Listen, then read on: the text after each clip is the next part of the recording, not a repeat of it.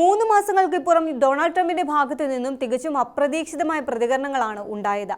പ്രാദേശിക സമാധാന ചർച്ചകൾ സജീവമായി നടക്കുന്ന സാഹചര്യത്തിൽ ഇസ്രായേൽ കൂടുതൽ സൈനിക പ്രകോപനങ്ങൾക്ക് മുതിരരുതെന്ന് ട്രംപ് നിർദ്ദേശിച്ചതായി വൈറ്റ് ഹൌസ് വൃത്തങ്ങളെ ഉദ്ധരിച്ച് മാധ്യമങ്ങൾ റിപ്പോർട്ട് ചെയ്തു. ഇത്തവണ കടുത്ത ഭാഷയിലായിരുന്നു മുന്നറിയിപ്പ്. US ഇറാനുമായി ഉണ്ടാക്കിയേക്കാവുന്ന ഏതൊരു കരാറും അംഗീകരിക്കുകയല്ലാതെ ഇസ്രായേൽ പ്രധാനമന്ത്രിക്ക് വേറെ വഴിയില്ല എന്നും പറഞ്ഞു ട്രംപ്. US ഇസ്രായേൽ നീക്കങ്ങളിൽ ഞാനാണ് അന്തിമ തീരുമാനങ്ങൾ എടുക്കുന്നത്, അല്ലാതെ നെതന്യാഹു അല്ല എന്നും ട്രംപ് കടുപ്പിച്ചു. മാർച്ചിലെ യുദ്ധക്കൊതിയുള്ള പ്രസ്താവനകളിൽ നിന്ന് ജൂണിലെ സമാധാന ആഹ്വാനങ്ങളിലേക്കുള്ള ഈ മാറ്റമാണ് അന്താരാഷ്ട്ര നിരീക്ഷകർ ചർച്ച ചെയ്യുന്നത്. ഇറാൻ നേരിട്ട് യുദ്ധത്തിലേക്ക് ഇറങ്ങിയാൽ അത് മിഡിൽ ഈസ്റ്റിനെ മൊത്തത്തിൽ ബാധിക്കുമെന്നും അത് അമേരിക്കയെ മറ്റൊരു നീണ്ട യുദ്ധത്തിലേക്ക് വലിച്ചിഴയ്ക്കുമെന്നും വാഷിംഗ്ടൺ ഭയപ്പെടുന്നുണ്ടെന്നാണ് നിരീക്ഷകർ പറയുന്നത്. ഹോർമുസ് കടലിടുക്ക് വഴിയുള്ള എണ്ണ നീക്കം തടസ്സപ്പെടുമെന്ന ആശങ്ക ലോക സമ്പദ്വ്യവസ്ഥയെയും പ്രത്യേകിച്ച് അമേരിക്കൻ ആഭ്യന്തര വിപണിയെയും ബാധിക്കാൻ തുടങ്ങിയതും ട്രംപിന്റെ ഈ മാറ്റത്തിന് കാരണമാണ്.